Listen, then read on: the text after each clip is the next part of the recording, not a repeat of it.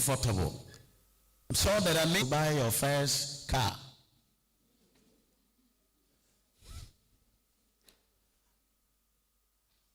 Is that not true? And maybe you begin to earn your first $1 million. That is if you still have some you can spend and leave some in your room. Or after school, I'll be able to build the house that even my parents, they have not been able. Because I am coming out to be a doctor, I am coming out to be a pharmacist, I am coming out to be a nurse, a midwife. But can I tell you something? The truth of the matter is that what it will take you to become will depend on how prepared are you before you go out. I'm sure many of you have seniors who have actually left here last year. I don't know whether you have been able to ask them how they're faring. There are some who left here last year and they wish there is an opportunity for them to come back. Because outside there, it's not a joke. Here, your parents, no matter whether you read or don't read, for the monthly stipends, it will come. But after school, you are going to be independent. You have gotten a degree. What next? Your parents will expect nothing less. If at all you cannot work to give them money, you should be able to get yourself going. Is that not true? So that's one thing you should note, that as soon as you leave UHAS, the monthly income will stop. You are now supposed to think of, how can I survive on my own? How many of us are actually prepared?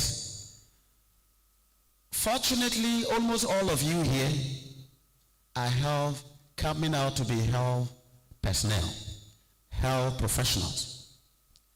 But can I tell you, it is when I was a student nurse, and if you ask Prof, when she was a student nurse, you didn't have to think about where will I get a job after I have completed. Even whilst we were in school, they were paying us allowance. And when you happen to complete, the allowance will still be there until such time you are able to pass your professional exam. So there is something for you to stay on, assuming you don't even get a job. But it's not the case today. For those of you who are nurses and midwives, I can tell you, your seniors who completed 2020, they are still sitting in the house. If only they are not in the UK or the US. So the question is, what will you be doing after school 2 years? You are still not practicing the profession that you have learned for 4 years or for 6 years. I think I am just asking rhetorical questions for you to reflect over. That if you have never thought of it, I am leaving something for you to think about. That if you know the well you are going into, that will prepare you, that will tell you what to do to survive after you have. The second thing I ask, how prepared are you?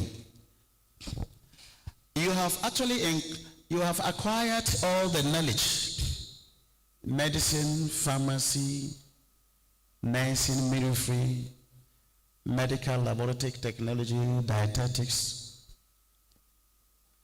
Do you think that is enough to sustain you when you leave UHAS?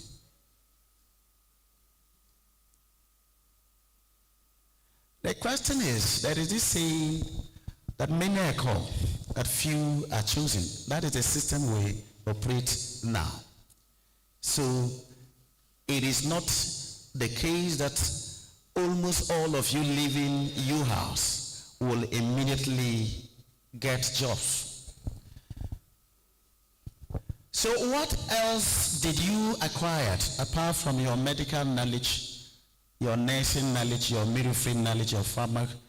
What else can help you to survive whilst you wait for your profession you've been trained to practice? I've seen that over the years that nursing students and nursing, midwifery, public health nursing, that as soon as they get to final year, they begin to do so many things. You see some, they want to embark in some form of entrepreneurial ventures. And I ask myself, why do they do that? The reason why they do that is that assuming you even go out and you are employed, the salary they will give to you is highly suicidal. That is why I ask, do you know what is there? There are many of you already, you would have been thinking after 1 year, when I become a medical doctor, they will pay me 20,000 Ghana cedis. I will change my life. The people who knew me in UHAS will know me no more. But it is the opposite. If care is not taken, your life would rather be worse off. And if you don't plan your life and you go out there, I'm sorry to say, 4 years down the line, you will still be stranded.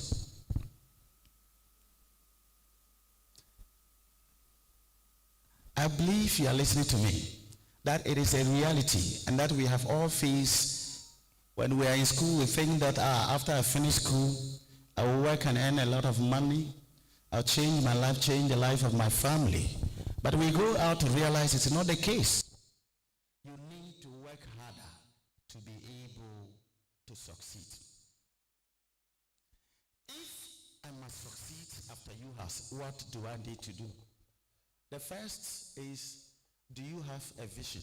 Do you have a dream? There are many of you here, even final year, you are still confused.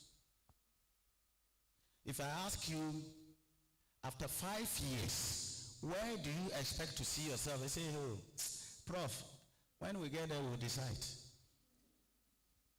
When we complete, we will decide. But can I tell you, life is not copy and paste. That's why many times the mistake students do is that they just let me get a degree. When I go out, I'll know the next step. It would have been too late. If after final year, you have not decided clearly in your mind what you want to do, then you have already, it's too late. It is the reason why people go out there after 2 years, they are not prepared.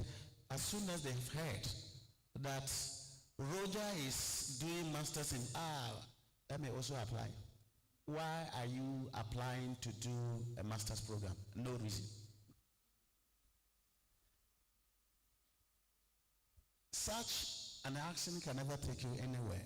It is the reason why after 5 years you meet your former students there, they are still looking confused, frustrated, depressed. Of course, they will tell you, if you were to know, now you have the opportunity for you to know today. So this is the point. Decide clearly, what is my vision? Where do I want to be after 5 years after school? If you cannot say that right now, then 5 years after school, you will still be thinking of what to do. Is that not correct? There are many of you, you are living, but you have not come to terms that in the next 3 to 4 years you will have been out of UHAS, and you will have to now think for yourself. I tell you, once you are in school, there are 2 people who think for you. The first, your parents. The second, the faculty. Now when you leave school, you are now to use your own head. Can you actually think as an independent person after school? If no, then you need to start doing that right now. The second thing you must do, there are what we call the keys to greatness. Any great person you see, my friend, investment consultant, can tell you, it is not by mistake. No great man ever became great by mistake. What they do is a deliberate, conscious plan with a vision that I want to change my life after school. So the first key to greatness is hard work.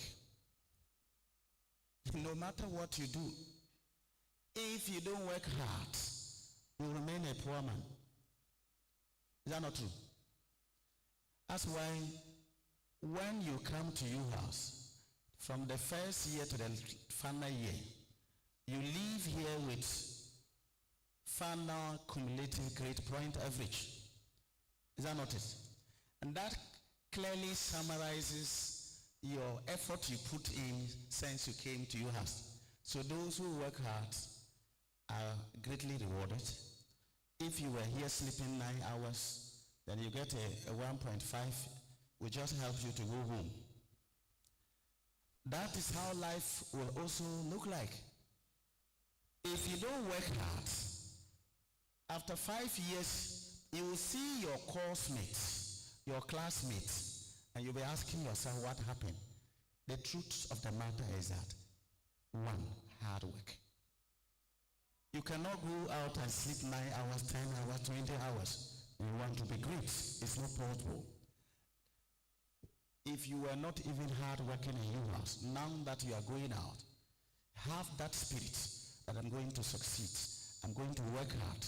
And when you work hard, certainly, God being on your side, you will succeed. The second key is determination. As you go out there are opportunities.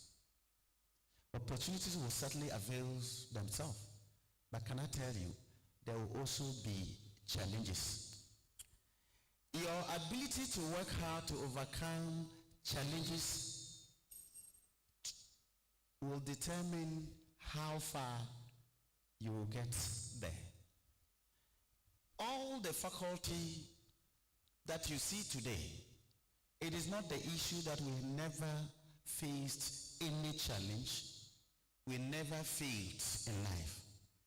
We are here today because we worked hard to overcome the challenges, the failures in life. That's why you see us today and think that, oh, she got the level where you can call her a professor or a dean.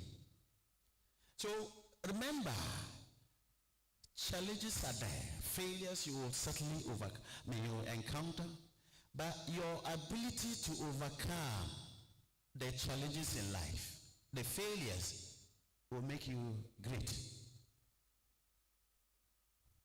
Failures, challenges you defer to fight, they are still waiting for you. So try to work hard, determined to succeed, and life will be very comfortable for you after school. The third key is to be focused. There are many, as you are sitting here, if I ask you, what will you do after school? They will mention 100 things. I want to further my studies. After 1 year, I want to marry. I want to travel to the UK. I want to travel to the US. And after I travel, I will do A, B, C. So you ask yourself, where is the focus? When you are like that, final year, try to narrow down your focus. Try to look at what exactly, if I go out, should I concentrate?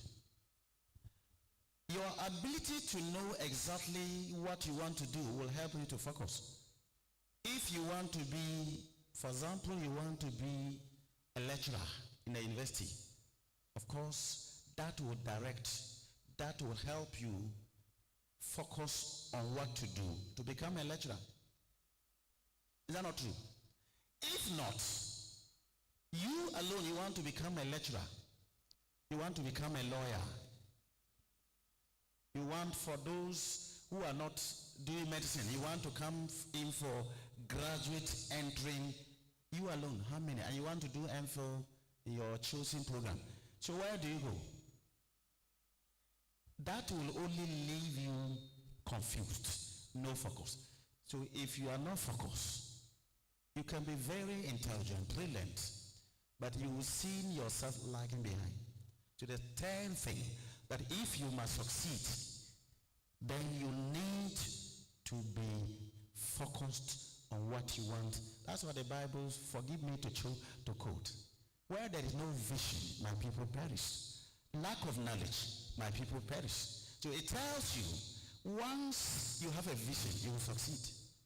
Once you know exactly what you want to do, you will achieve something.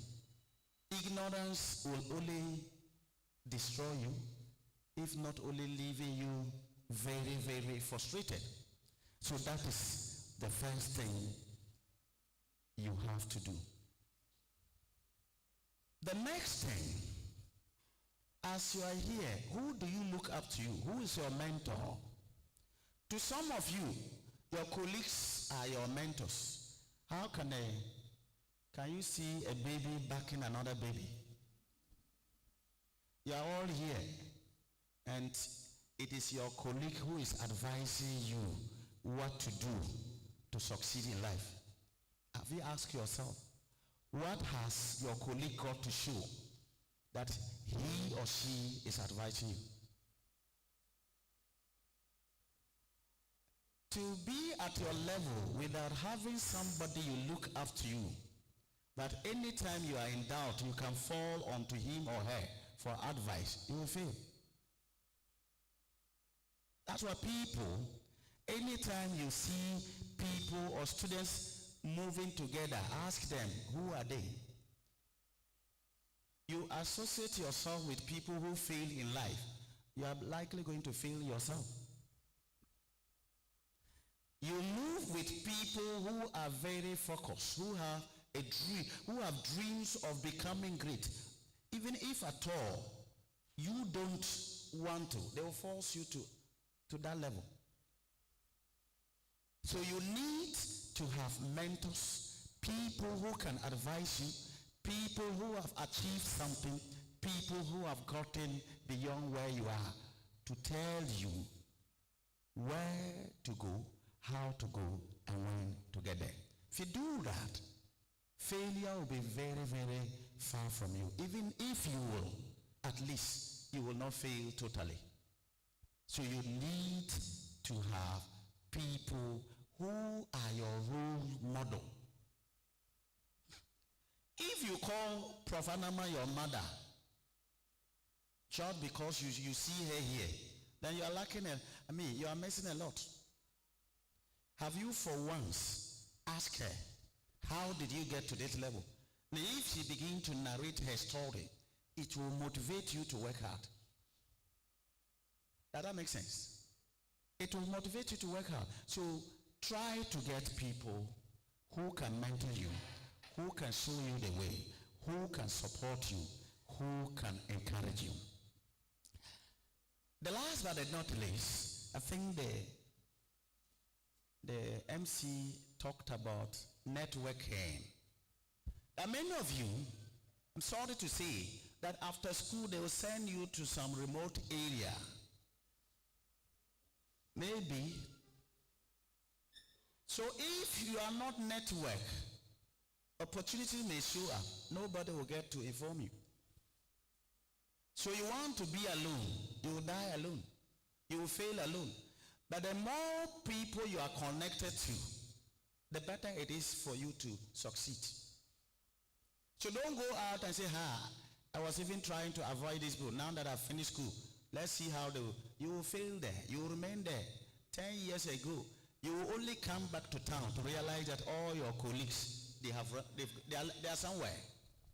There are many a times, those who say, I don't want to know anybody, you end up being alone, failing alone. Try. So network, whether you like it or not, is a key, is very key if you must succeed in this era. Get to know, not saying just go out and say, I'm not, no. Get to know people who can assist you, people who can help you, and together you will succeed. So, let me conclude. I think I've taken my time. So first, if you are in a final year, there are many of you don't even have CV. How many of you, final year, you don't know how to prepare CV, curriculum vitae? The investment consultant will tell you, if you ask him now, his CV is in his pocket, it's in his phone. Probably he doesn't know when they will call him and say, leave your current job because we have a $1 million job for you. Will you need to consult them? You just say, let me send you a CV. There are some of you, final year, if you are prepared for jobs, then your CVs, it's not only, CVs are not only needed for jobs, but you will still need CVs if you want to go further. If you do all of this, then going out, life after UHAS will not be full of frustrations, surprises, that you go out and say, we didn't know this, but now, if you do all this, you will prepare yourself well, and you will succeed in whatever you do. Thank you. Thank you very much. Hey, after everything that you said, this is how you're clapping.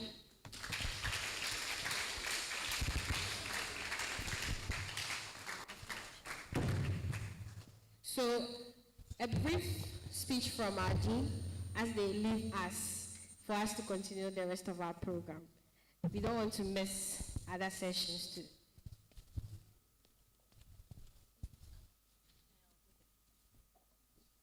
Thank you very much, Chester. So after my speech, unfortunately, would have to leave you. But I'll be in a meeting somewhere.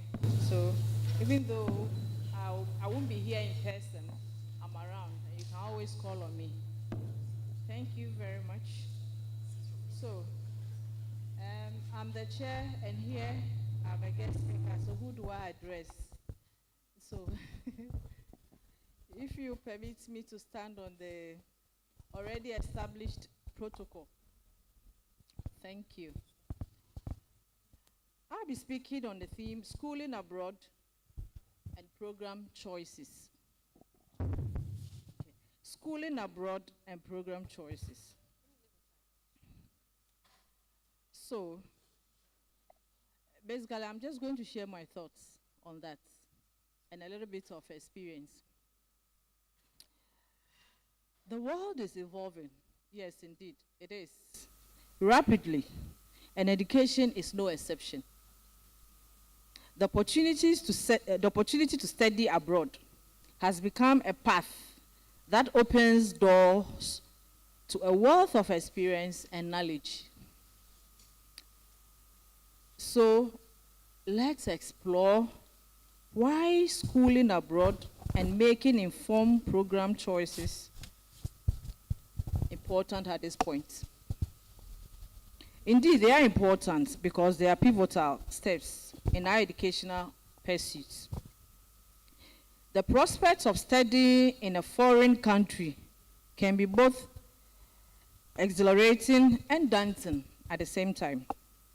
And it is crucial to approach these decisions with a careful consideration and planning. Studying abroad is an incredible opportunity, or it's an incredible opportunity to broaden your horizon, gain a global perspective, that is, see how things are done differently elsewhere. And also, an opportunity for you to immerse yourself in a new culture. And never underestimate the impact of culture when you are studying abroad. The experience goes on beyond textbook and classroom. So when you find yourself out there, what you learn, what you go through, is not only what you experience in a classroom. There are a lot of things that will go around you outside the textbook and the classroom. The benefits of schooling abroad are enormous. So what are they? You will gain cultural immersion, language proficiency, academic excellence, diverse perspectives, personal growth, networking opportunities, career advancement, specialized program, travel opportunities, personal fulfillment, global citizenship, and also cultural competencies, because you get to interact with people from different cultures. Studying abroad will give you a chance to develop independence, adaptability, and a deeper understanding of the world which you belong. However, the journey begins with a critical steps of selecting the right program. And this is very, very crucial. There are a few things that I would want you to take note in case you want to go on that path. So what are these? The first one I would want you to do is what we call self-assessment. When choosing a program, it is essential to start with a self-assessment. You need to reflect on your own passion, your strength, and your career aspirations. These are very, very crucial. Consider what subject truly ignites your curiosity and where you envision your future. This self-awareness will guide you towards a program that aligns with your goal, ensuring that your educational journey is both fulfilling and also meaningful. So what about your field of study? It's essential to align your passion and strength with the program you choose to study. This is because a well-chosen program can also ignite your enthusiasm and pave the way for what's a fulfilling career. Language proficiency. Language proficiency is another crucial aspect, especially if the program is conducted in a language other than your own mother tongue or native tongue. Adequate language skills would not only facilitate your academic success, but it will also enrich your experience as you interact with your peers, engage in discussions, and embracing the local culture wherever you find yourself.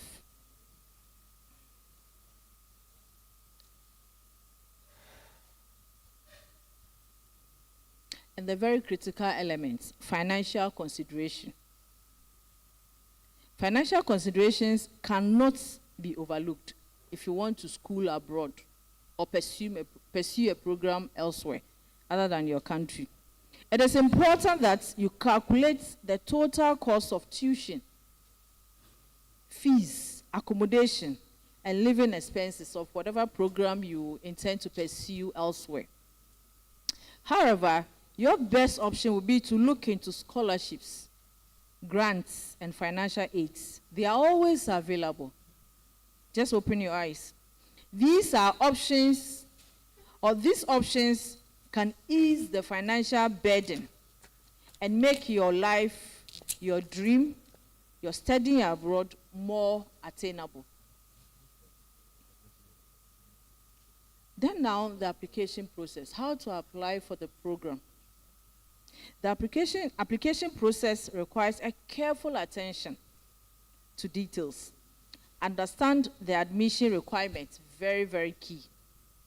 Such as the standardized test, that is, if there is any test you need to do, most of which I know you are familiar with. Recommendation letters and personal statements. Personal statement, and I will emphasize that that is what you use to market yourself. And don't underestimate personal statement, because it's a pathway that your advisors for whichever program you're going to do will get into your thoughts, the way you think. Because the way you think is what you express on a paper as your personal statement. So it's very, very important. Keep track of the application deadlines and start the process well in advance to ensure a smooth and stress-free application journey. So what about the cultural and personal experiences? Studying abroad isn't just about academics. No. It is also about what? Personal growth. And how do we attain this personal growth? Engaging with a new culture, meeting people from various backgrounds, and stepping out of your comfort zone can lead to what? Invaluable life lessons. Also consider the long-term impacts of your program of choice. How does it fit into your career goals? What kind of alumni network does the university have? And how can it contribute to your future endeavors? These questions will help you envision the bigger picture and make a choice that sets you on a path towards success. So as we navigate these choices, seeking advice from mentors, Prof. Adatara touched on that. It's very, very key. Having a mentor who will tell you, go this way, go that way, or who can tell you that before you even start the journey, how the end will be is very, very crucial, very, very important. So seeking advice from mentors, academic advisors, and those who have experience studying abroad can be incredibly valuable. Their insights can provide a realistic perspective on what to expect and how to make the most of the opportunities that lies ahead. This is very, very important, because there are things that you can climb the highest building. In fact, this part of the world, we don't have skyscrapers. You go elsewhere, you see them. You can climb those buildings, but there are things you cannot see. Your academic advisors, your mentors, even sitting down, can see what you cannot see. So it's important you have one. If you can have more than one, the better. So in conclusion, the decision to study abroad and the choices we make regarding our programs can shape our lives in a profound way. Schooling abroad gives you the opportunity to challenge yourself. Yes, you find yourself in an environment where things are done differently. Even sometimes you think you are speaking English, but the English you speak, they don't understand. That is when you realize that we have Ghanaian English, and we have American English, we have UK English. Yes, you would think you are speaking English, you are speaking your mind, but they don't understand what you are saying. So schooling abroad gives you the opportunity to challenge yourself, expand your knowledge, and create a lifelong memories. So embrace this opportunity if you get it, with an open mind and a willingness to learn from experiences. I wish you all well in your endeavors. Thank you. Thank you very much for that wonderful speech. I want to say that we are very grateful for your time and humility completely of us. So, ladies and gentlemen, we are continuing. If you have questions, please pen it down, especially to the dean. Since she's leaving us, I think we'll have another session with her so that she would answer our questions. So the next on our item, we are supposed to have a quick survey, a very short interlude from all of us.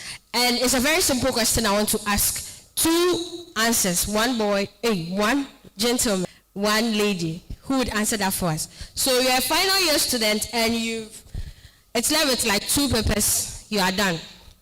Then at the same time, maybe you applied for a visa a long time ago, you are being guaranteed in this hard Ghana that your visa has been approved. You are going to travel.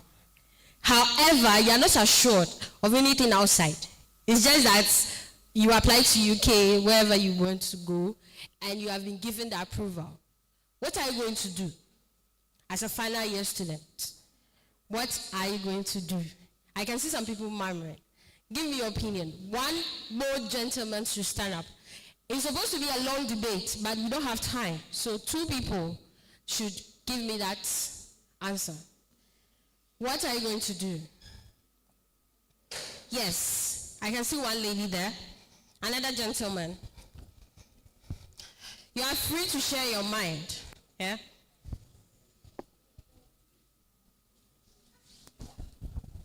Good evening, everyone.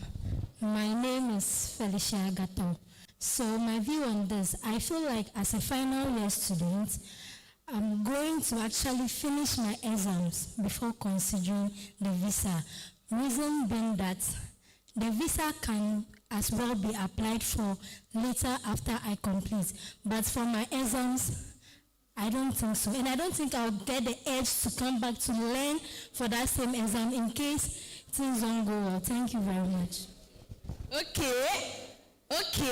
So, do you think applying to UK is that easy? UK visa. You pay like $125 for UK visa, and they give it to you and you say, you know, even US visa, some people take 2 years. Okay, who again? A lady? I'm giving you an opportunity. I don't want this to take long, okay? The gentleman, if you are not speaking, the lady is talking. She says she writes her exams in this hardcore UHAS. Say your mind.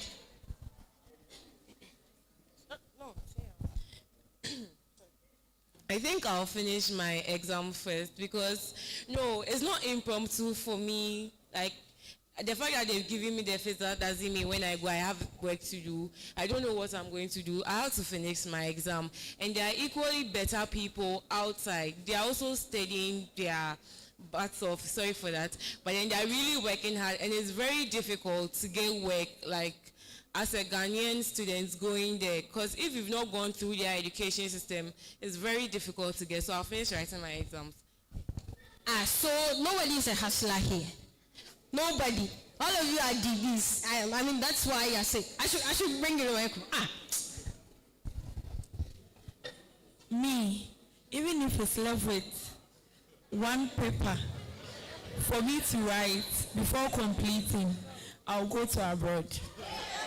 Reason being that even if I complete, what job am I getting in Ghana? In abroad, even if you clean the toilet, you know the money you get. I'll go. You see, it's getting interesting. Yes, that's what I want. I want everybody to speak. I said 2 people, but my time. I'm giving you some few seconds. Make it short. Make it short. Thank you. I'm Vincent. I would also opt for the same opportunity like my ladies took, that I would finish with my examination before I go to abroad. Because you were saying something like, even if you are going to scrub and all those things, I don't think it's as easy as we all think about. So you just have to finish, you just have to get your degree, and that will permit you for several opportunities out there. Thank you. Okay, thank you. Let's give it up for all of them. Yes. Last person.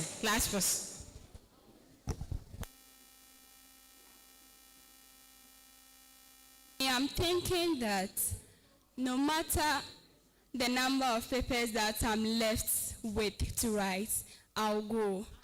The fact being that when after the examination, I'm not assured of getting job in my country. Besides, I'm the same person who applied for the visa, and I know the reason why I applied for it. So now that I'm having it, meaning I'll make sure that I go there. Whatever the circumstance, I'll bear it.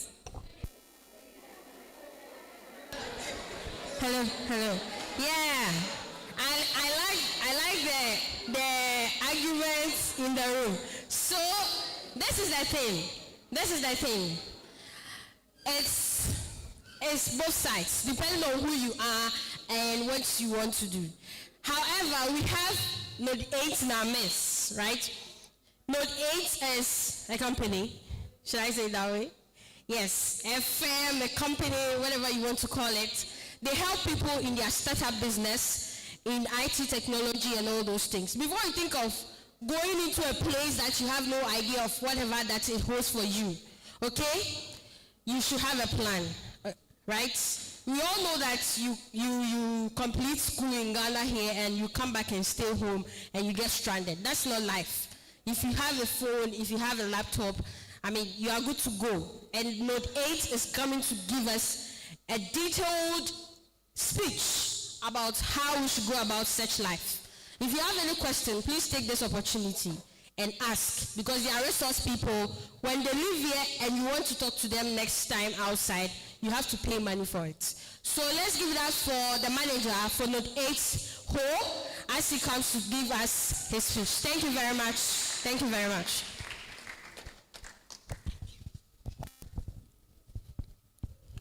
Good evening. Good evening. All right, so my name is Courage Asase, and I'm here. I'm happy to be back to UHAS. I think I've been here last year for a TEDx program, and I know another edition will be coming. Am I correct? So I think I'll come back again. One thing I want to say is that I saw on the poster that item 13 is massively assured, not filled when I came around. And I was surprised because those days, all you needed to convince students back in school was that item 13 was on the bill, right? So it gives me a fair idea that UHAS is full of DBs. Yes, UHAS is a DB school, because having seen that you defied the item 13 law and the room was empty when I came, I was surprised. But that's fine. So my job here, I think I have 10 minutes. My job here is to talk about school, life after school, and what the options are for young people like you and myself. I would say that it's always difficult to have conversations of this thing whose students, I think almost 90% are health biased. It means that the notion out there is that your routine after school is quite guaranteed and your path are linear. It means, unlike someone who probably is reading a political something, who does not know what happens tomorrow when he wakes up, your path is quite guaranteed. But I just heard the professor say that even these days, it's not as guaranteed as we thought it is or it used to be. So it means that whether or not you are guaranteed of employment after school or not, you need to understand that it is tough out there, everybody. So my focus today, I don't have a slide, so I'll just do sharp, 10 minutes, and I'll leave. My focus today is to talk about what we need to do as young people who want to excel after university. It's really, really an important thing. Now, I'm going to talk about skill set, skills. This morning, I was saying something to a friend, and I think I posted on my WhatsApp status that there are 2 ways to break away from poverty in Africa. Number 1, through education. Number 2, through entrepreneurship or business. And by virtue of the fact that you are in this room, it means that all of you here have chosen the route for education. But we need to marry the semblance between having some amount of education and also going entrepreneurial. If you're able to do that, you can have some form of resilience when you finish school. And education, I like education. By way of profession, I am a certified risk analyst. I have my first degree in KNUST. I studied economics. And then my second degree again in KNUST, I studied risk. And then I'm also a certified manager for projects. So I have a PMP certification in project management. Now, I want to talk about what's important for young people when it comes to skill set. I always say that no matter the career in which you find yourself, we must have what we call a T-shaped model of skill. A T-shaped model for skills. What does it mean? It means that if you take the letter T, there is a long-standing block that holds the upper part. It means that every one of you in this room has a particular profession that you are studying for. It could be pharmacy, it could be medicine, it could be nursing, it could be PhD or PhN, It could be anything. That is your actual career or domain knowledge expertise. But when we take you out of your domain knowledge expertise, what becomes that when it comes to skill set, I always preach that we should have what we call the T-shaped model of skill set. It means that everyone in this room has a particular area of expertise. You are studying for a particular course. That is the letter that holds the T. Now, that domain knowledge is what you are currently sitting in for and studying. But when we take you out of that domain knowledge, when we take you out of the nursing, the midwifery, or the pharmacy, what exact skill set, again, can we find from you? Now, it is a combination of a career in which they found themselves. Now, recently, I was reading around, and I just chanced upon the director or something like that for Ghana Medical Association. And the man is a doctor. But I realized that the man has several qualifications in areas that are not remotely directed to medicine. So he has an MBA, he has a finance degree, he has several things. And that is exactly what I mean by our T-shaped model of skill acquisition. Now, mind you, there is a difference between knowledge and skills. Skills is your ability to do. Knowledge is what you know about. So skills is measured in your ability to do. Now, if you are a medical doctor and you have a patient before you in theater, and then probably you are preparing for a surgery, if you are able to do that practice or that process over and over and over again, even though it was a knowledge you acquired in school, the entire practice of surgery becomes a skill set to you because you've done it over and over and over again. So that is skills. So skills is the ability to do, and knowledge is the how. Now, let's come back. Let me not digress. Now, the reason why I said it is important for each and everyone here to assume a T-shaped model of knowledge or skills is the fact that the things that would make you excel or move faster in your career are not necessarily the domain knowledge in which you found yourself. Let me repeat myself. If you want to become the health minister, you are not going to be chosen because you read medicine in Legon or UHAS. It is because you have prospered in other areas that are relevant to the position of becoming a health minister. Do you understand? So you don't necessarily become a health minister because you had read anything health related. Even currently, the current health minister we have in Ghana has an accounting background. So he has nothing closely remoted to anything health, but he's the one managing the affairs of anything health in the country. So all the things you complain about, you shout, you agitate, the man who's supposed to make the decision for you is not remotely someone who has studied anything close to what? Health. Are we getting it? So I hope we are coming closer to what I mean by having the T-shaped model for skills. Now, it means that if you become a nurse tomorrow, there are several, I'm sure there are ranks or steps one has to pass through to become, let's say, a DG of nursing. Do you have anything like that? Let's assume. Or let's say you are a pharmacist. I know there's a pharmacy council, right? And there are people who man the council. Let's say you want to rise through the ranks and become someone who is part of the council of pharmacists who manage your affairs. Now, to get there, the skill set required to pass through the ranks is not necessarily how good you are in pharmacology or anything remoted to pharmacy. Yes, you have to be a pharmacist to be in that position. But the reason why you get there easier has a lot of things to say, which has to do with what? The multiplicity of skills you have than just being a remote pharmacist. Do you understand? So it is this particular mindset that I want everyone to assume that whether or not you are in the health sector, you are in the finance sector, you are in each sector in which you find yourself, the broad manner in which you have your skills is what makes you rise faster in career. Let me tell you a particular story we were preparing for our SRC elections. And there are several candidates who had gone through the system, who were the front runners of becoming the candidates for SRC. You know, during agenda time, we know who are the people who are the actual runners up, right? Now, there's this service we used to have on campus called the SRC service, where all the churches gather and then our VC comes to address us. Then there was this guy who by then was, I think it was in economics. It was called Duke Sasu Mensah.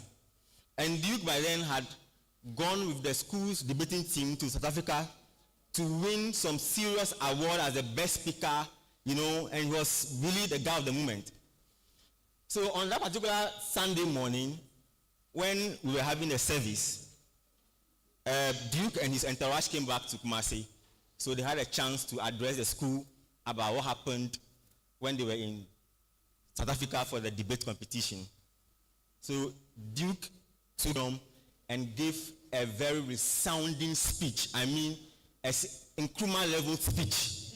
Yes, clarity of thought, everything. Duke was 10 over 10. And that's why he is the debater that he was. And then the following Monday, Duke announced that he's now contesting to become part of the SRC. And the whole dynamics turned. Those who used to be the front runners now were becoming back. And as I tell you, Duke went to become the SRC president of the 2016 academic year in K University. Now, why am I telling this story? I'm saying that at that particular point in time, the number one skill set that Duke exhibited that was able to wow the entire over 40,000 students by then in Tech was that he had the power of oratory. And oratory is a skill set. There are some certain places where you go, your ability to communicate your thought well would be able to enhance or propel you in career.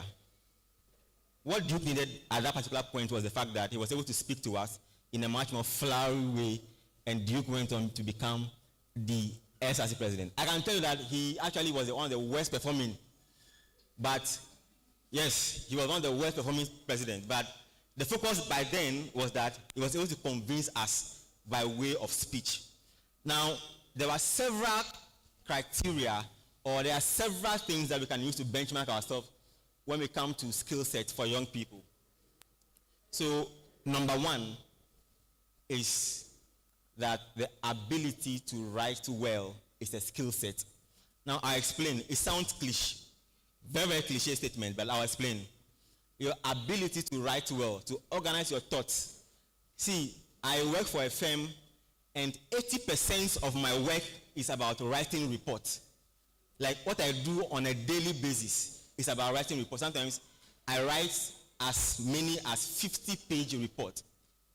Now, there are certain reports where you are writing, you don't have any work to benchmark yourself against, so you have to write from your mind. So the ability to write well is a skill set, and it would send you higher.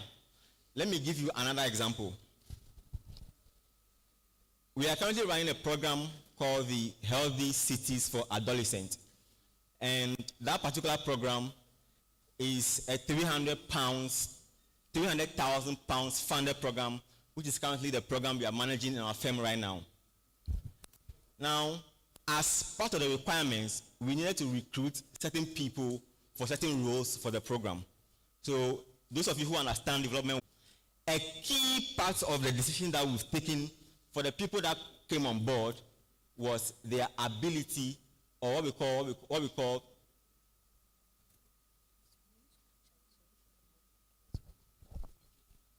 so I'm saying that a key requirement of what we use in selecting the people who are on board currently for the program is what we call internet footprint.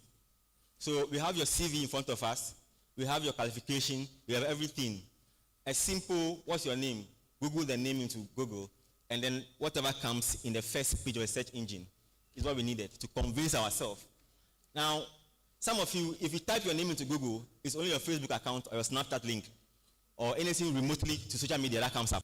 No publication, no article about maybe your first time in UHAS. You've not even sat down to organize your thoughts.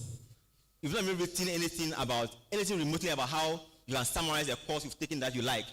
Some of you are dietitian. You've not even written anything around knowledge of how to teach people how to be healthy.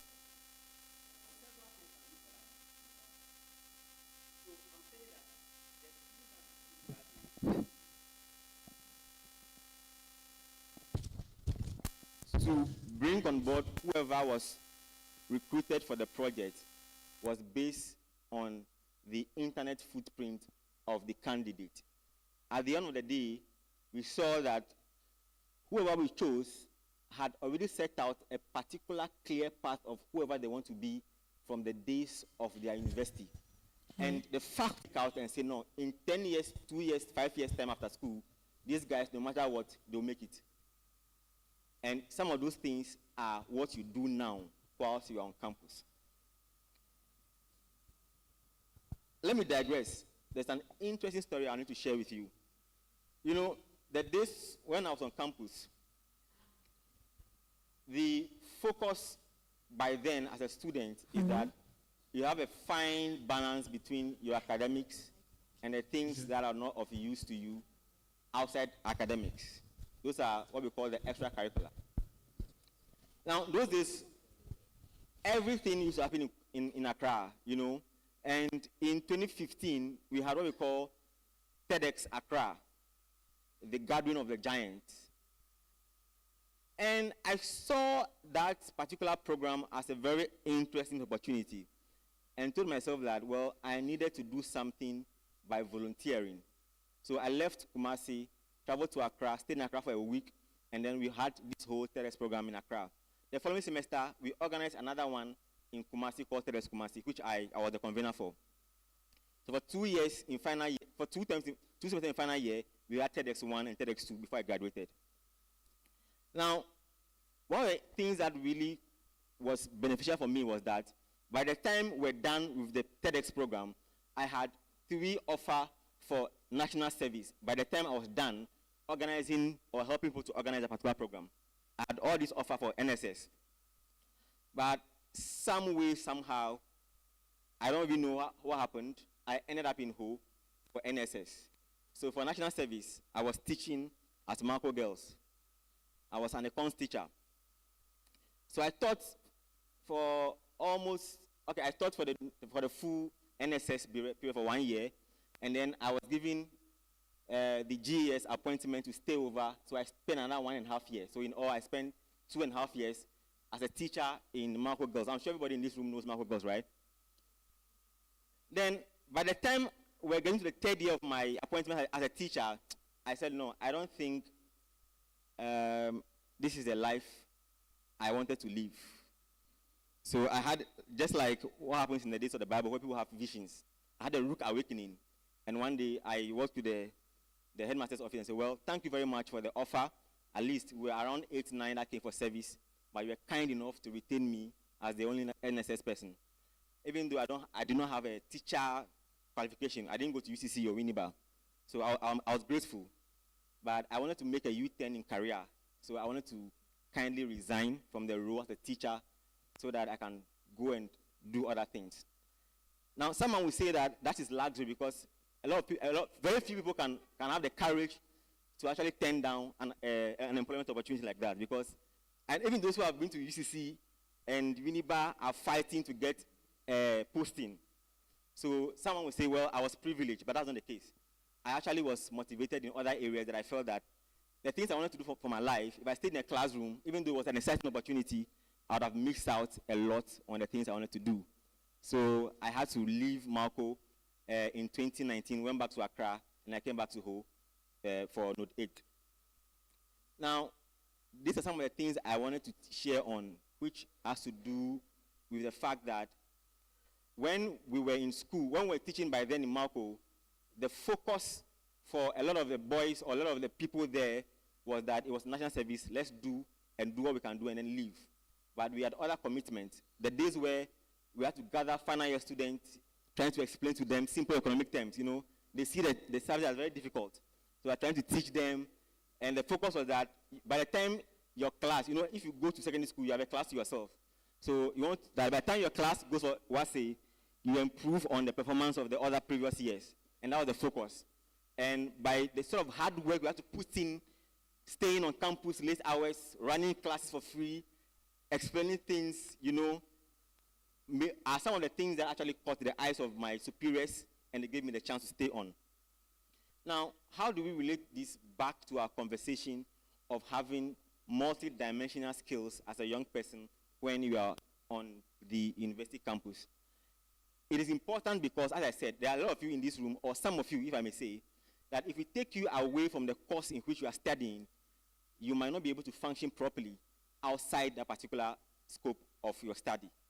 I mentioned that one skills you need to acquire that will help you very well in the world of work is your ability to write and organize your thoughts very well. Writing is really important. I mentioned that my work demands that I write reports on a daily basis, each and every day. Now, the second most important thing that I want you to understand as a young person in this room is the fact that people do say that academics is not important, but it's a lie. It's false. It's false. Let me tell you another story relating to this particular issue of academics. So in 2020, I applied for what we call the Chevening Scholarship. And round one, I was selected, went through.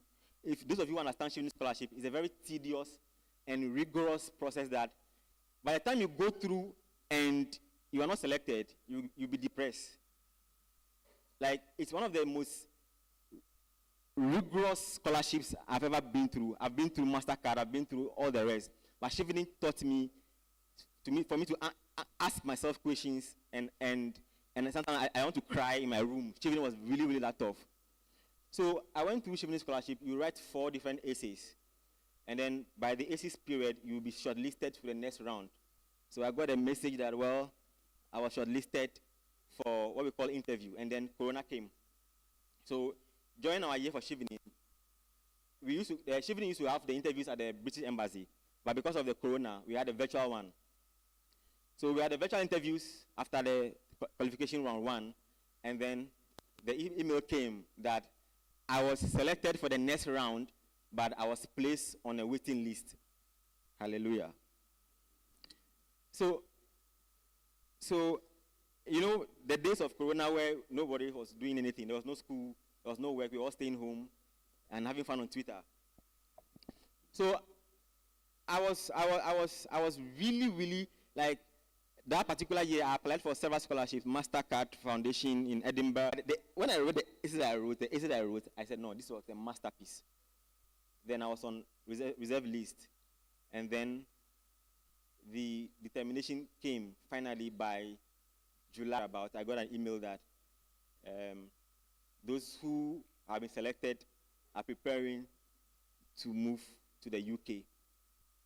So that ended my search or my interest in anything remotely education, because I thought that I was close enough to actually get this. I went through all to the final stage, and then I was on reserve list.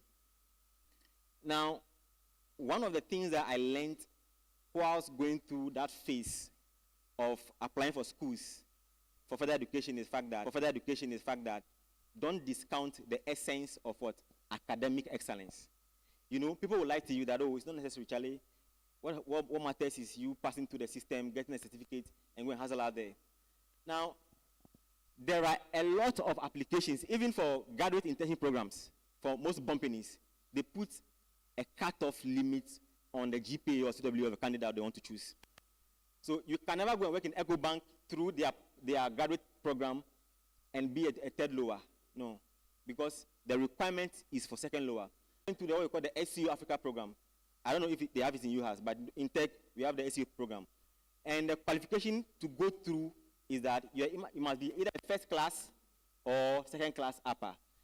I mean, I can tell you several opportunities that comes with limitations on what? Academics.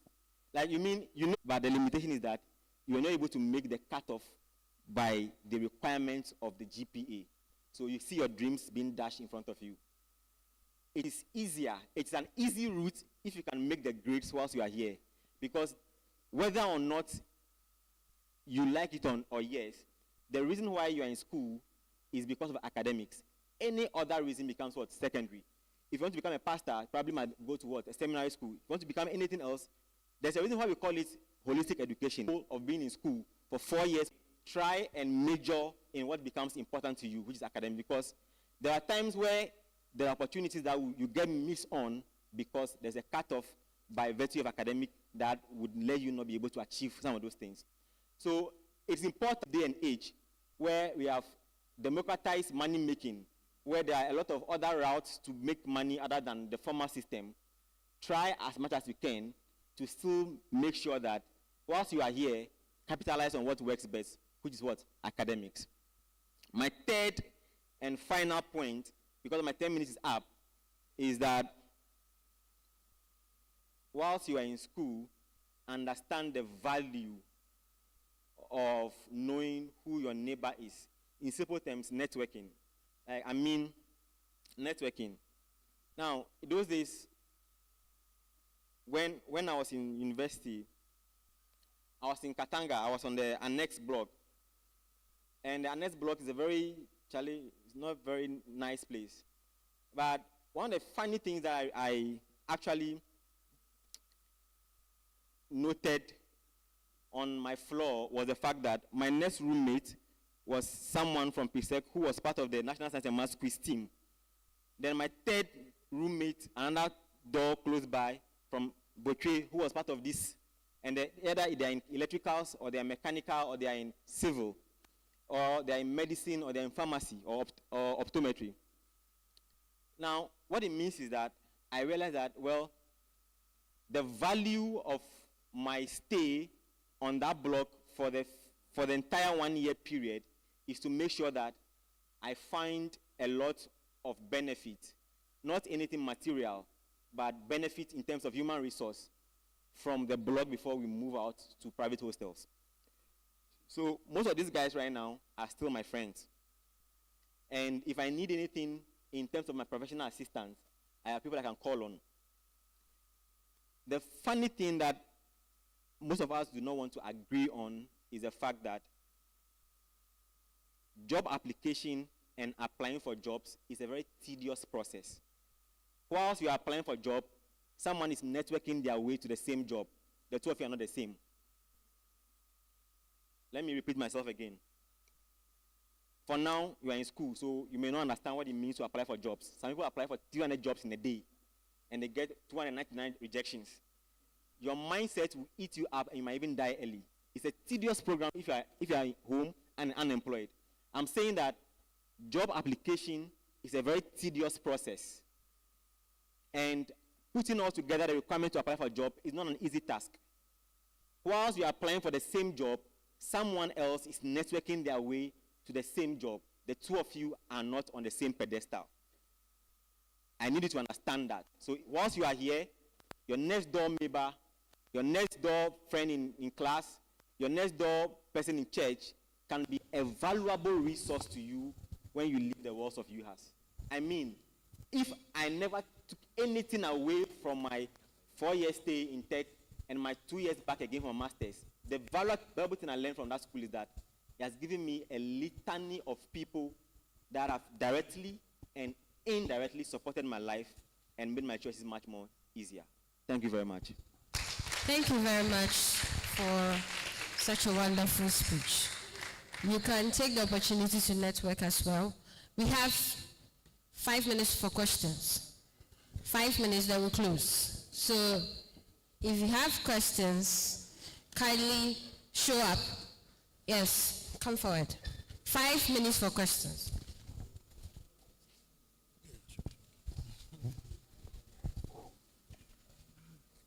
Wow.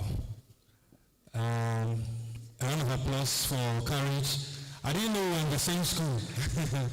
So I also attended tech. And again, if I was given a chance to go through the slides, I would have also talked a bit about my background. I mean, this life after school. So it's very good to start with how you also, manage to find your way through the hustle and bustle of academic work and then exiting, and then how life is treating and all that. But we didn't get all the luxury of the time to do so. All right, so the little I'll add, I believe our MCs I should add something. So the little I'll add is that I also, you mentioned PESEC, yes, so I'm a product of PESEC.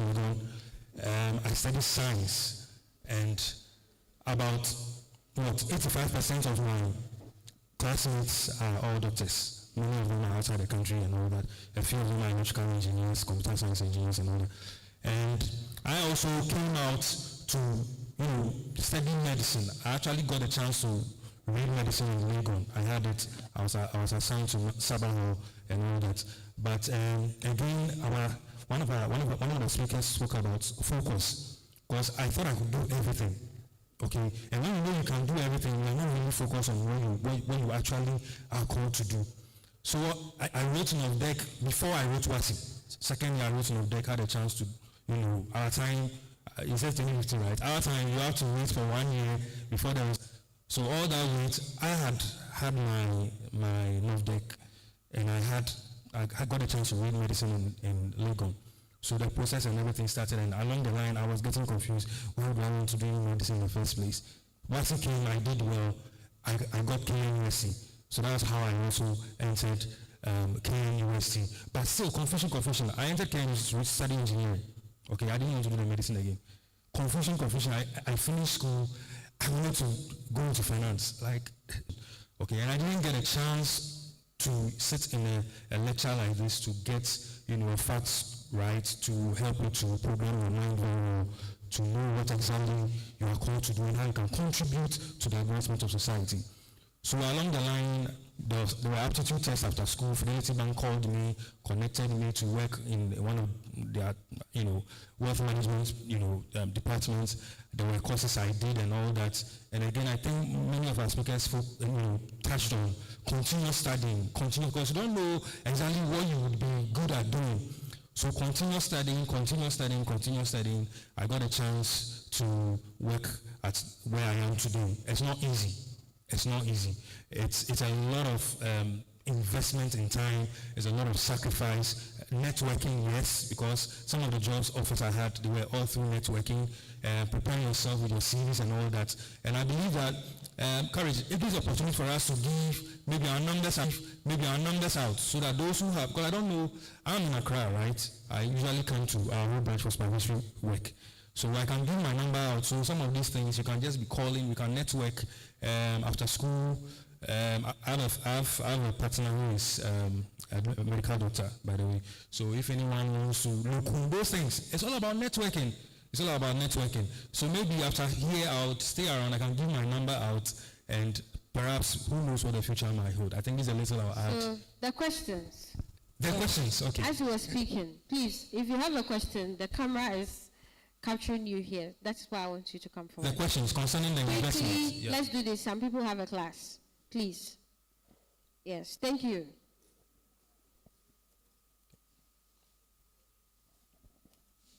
Okay, please, my question is to you. So I want to ask that, how do you determine the authenticity of an investment source? Okay. All right. First of all, I need to mention that when it comes to investment, like the normal banking products that we have, and then the insurance products, people tend to mix everything. They think investment is insurance. They think insurance is bank products. They are not all the same. All right. First of all, you need to understand that our space is regulated. So without my license, like the same way medical council licenses you to practice, without my license, I can't also talk about investment. Okay. So first of all, you need to understand that the way you're placing your funds, okay, is a licensed institution, and there's a way you can check. Just go to the SEC website, Securities and Exchange Commission. They are the statutory licensed body, okay, to regulate the investment space. So you go to the Securities and Exchange Commission website, you see all the licensed institutions that have been mandated by law to handle finances of investors. Is that okay? So that's how you can check the authenticity of an investment company. Please, have I answered you well? All right. Yes, really. Okay. Good evening, everyone. I'm Lily Amalola Zuma. level 300 PA. So my question is to the manager of whole node 8. Yes. So you mentioned the ability to write well, ability to network, and to have academic excellence as part of the skill set that we need. I'd like to know more, because I heard you really emphasizing on the point that we need to have a multi-dimensional skill set. So I believe these are just a few. Even if you wouldn't have the time to explain it, I just need to know them so that I'll work on them. Thank you. So there are 2 other people, 2 gentlemen. I think it's fair. 2 gentlemen, 1 last lady, then we are done. Shortly, because some other people have class. Let's consider them too. All right, so the other skill sets you need in any workplace to be able to function properly, I mentioned the ability to write well, the ability to talk well, and your ability to organize things properly. Now, what do I mean by organize things properly? You know, in the sort of work that I do, certain things that you require to be able to do the sort of things that you do are by the applications that you know of. Now, if I ask any of you to open an Excel workbook for me right now and I input certain formulas, some of you may not be able to proceed again on what to do. And those things are what helps you to organize things properly. Now, if I give you a tall list of names to put into, to just organize for me, some of you might open Word, some might open Excel. Now, there are several ways you can do that, group them into names, date of birth, things in a much more faster way. Now, the tools that helps you to do some of those things are the tools that are not taught in the classroom. So organization of things are much more important. Now, the second skill set, the fourth skill set you also need to be able to function properly in any environment is your ability to speak. Now, we used to run a particular skills program where we do, for MasterCard, where we do skills training and then we place the candidates for internship opportunities. Now, over the years, we did it for 1.5 years, and the feedback we keep getting from the employers that take the candidates is that most of the candidates do not make any form of input or nothing when they are on team calls or when they are having small stand-up. You know, when you work in any meeting, you work in any firm, we call something stand-up. Every morning, you have stand-up meetings, quickly 10 minutes, 5 minutes before you go to your desk to work. Now, the employers say that even though some of the candidates can do their work properly, they can code, they can design, when it comes to making any valuable input into team meetings and discussions, some of them do not say anything for the entire 6 months of internship with the firm. Now, the difference of you sitting in a corner and become a developer and someone becoming a manager of that firm is your ability, partly, to be able to speak. Now, if you take a firm like Apple, I don't think the most important person is the CEO. It is actually the developers at the background who you do not see. But when they launch the phone, the guy that comes to the podium and take all the applause is the CEO. Why? Because he has the aura to speak and convince people. So those are some of the skill sets. I don't want to eat into the time. We can say, I can go on and on. We can meet here after the session and I can tell you more. Thank you. Thank you very much. Yeah.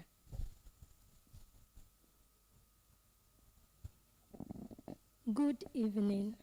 My name is Felicia Gato. I'm a level 300 PA student. So my question is, as a young business owner, at what point in my business life should I seek for investors, and what kind of investors should I also consider? Thank you very much.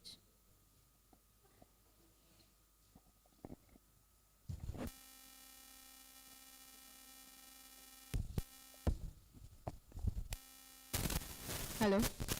Hello? Hello? Yes. I think this question goes both ways, so you have a stake. At what point do you seek for investors? All right, there are several types of investors that you can look out for. When you want to go into business setting, okay? Before you even start a business, you must have a program, okay? You must have an understanding of where you are going, where you are headed. to begin with. Once you get that understanding, you know who to incorporate in the financing of the business. You understand? So we have, these days we have several of them. Okay, we have angel investors, we have venture capitals, we have a host of them that can help you. But at what stage that you invite them would also determine at what point in the business cycle that you want to expand. You understand? Some people would want to take their time, study their terrain, depending on exactly the business type that you are operating. Study their terrain, and then study their competitors and all those things before they scale up. All right, but there are a number of options when it comes to the financing. Now, if your business type is something that has to do with the small scale and hoping to scale up maybe in 5 years' time, in 10 years' time, and all that, and you are the sole financier of that business, then you would want to look at, first of all, friends and family, because they easily can support you. All right, without having to write a proposal and have to go and defend and all that, why they should invest in your business. So you fall upon friends and family, mostly family, because your dad could support you, your mom could support you, cousins and all that. That at the takeoff state, that is where you get your friends and family. But there are also agencies, there are other avenues where even if you are an off-taker, they can study your business proposal and decide to give you the support. All right. So I don't think this little time can give us enough, room to explore all those options. But depending on at what stage you want to scale up, we can get an investor that has a sole business of doing what, supporting your business with their money. Okay. That's a little I'll say. I think courage is. So the last two people ask simultaneously, then you answer it, then we close. Okay. Right, thank you. Good evening. My name is Victor Kofi Nobeji. I'm a final year PA student. Okay. So I have two questions, one for Courage and the other one is for our experts from Echo Capital. Yeah. So the first one is, as a young graduate from school, assuming you don't have fund and you don't have support system, you want to start a business from scratch. Apart from international grants that come, and I know they are very competitive, in our local setting, what are some of the avenues that you have that you can actually generate, real capital to start a meaningful business? And then my question to Courage is, from your background, I realize you have some worth of experience with the development world.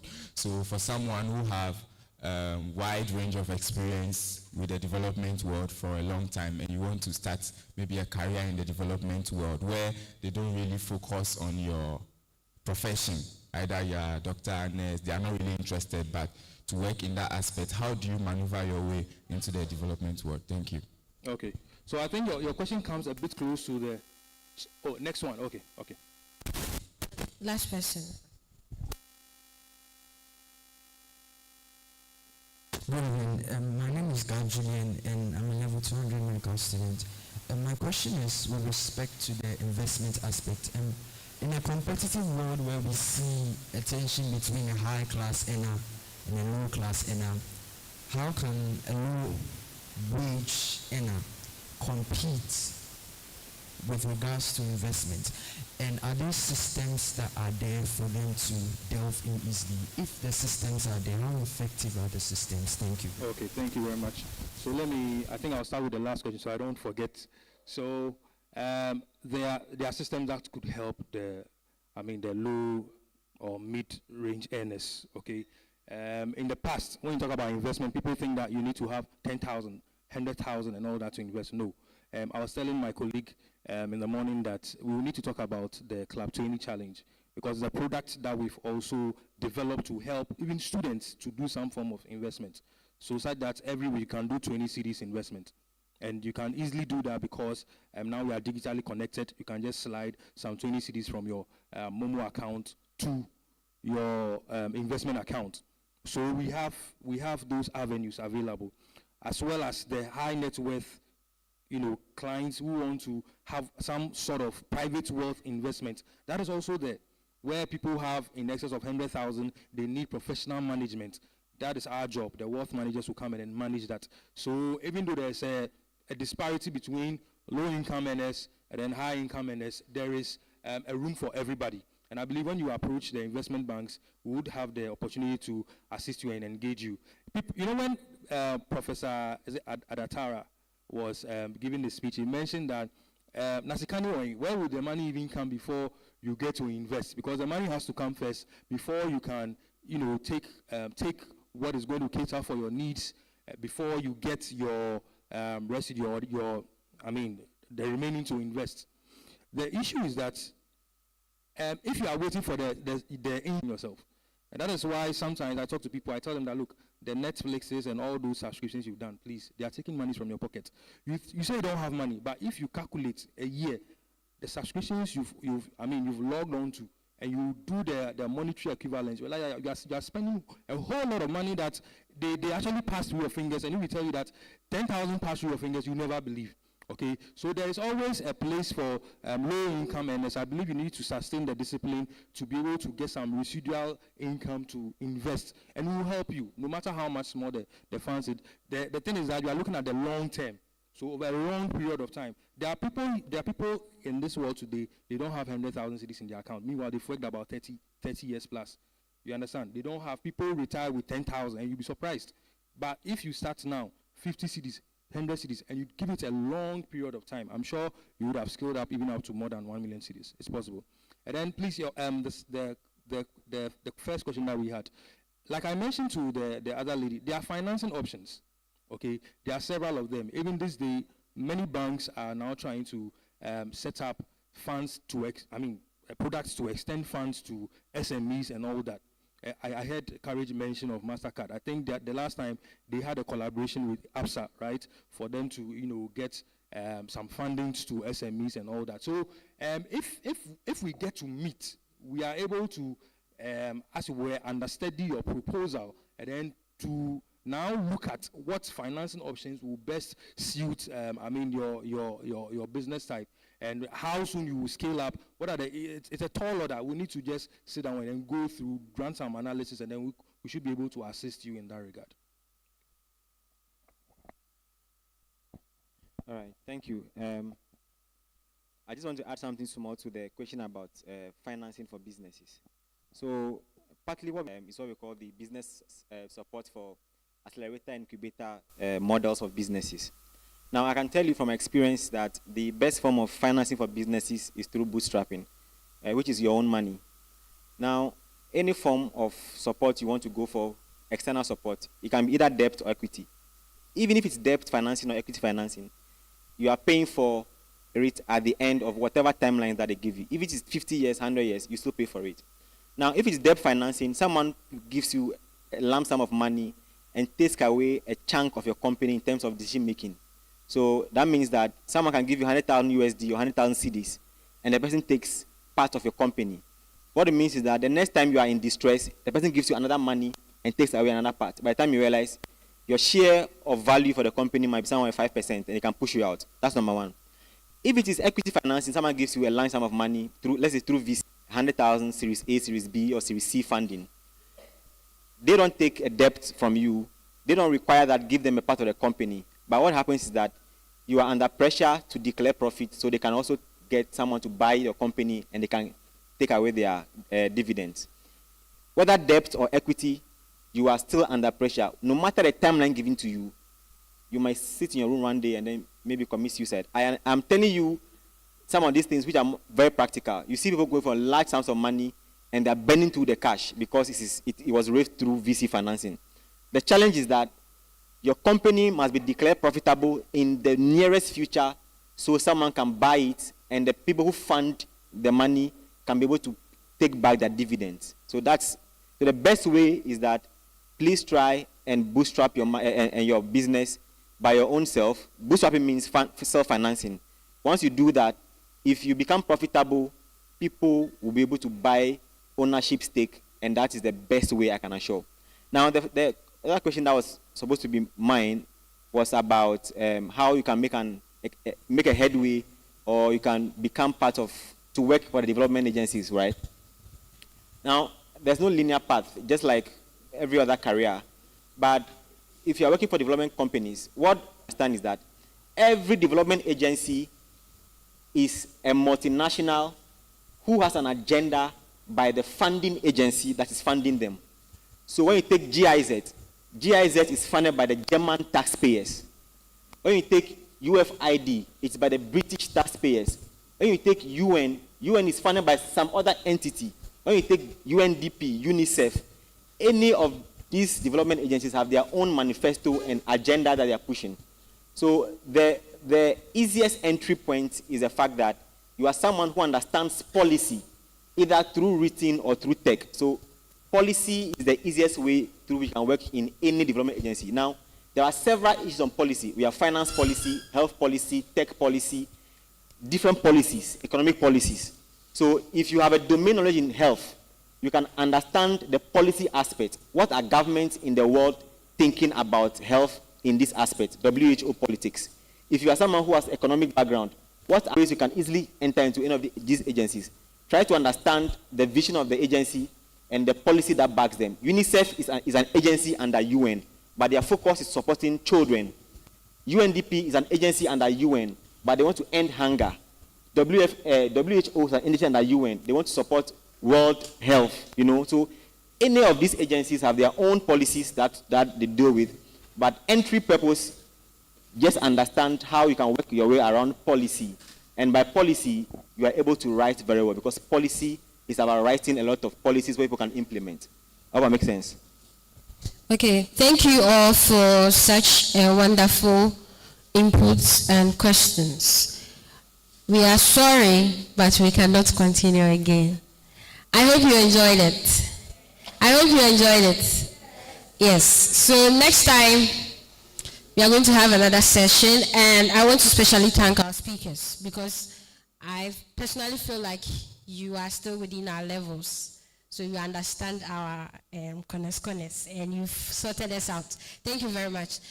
I would like to invite the SRC President, Master Roger, to give us the vote of thanks as we climax the program. So let's welcome him with a round of applause.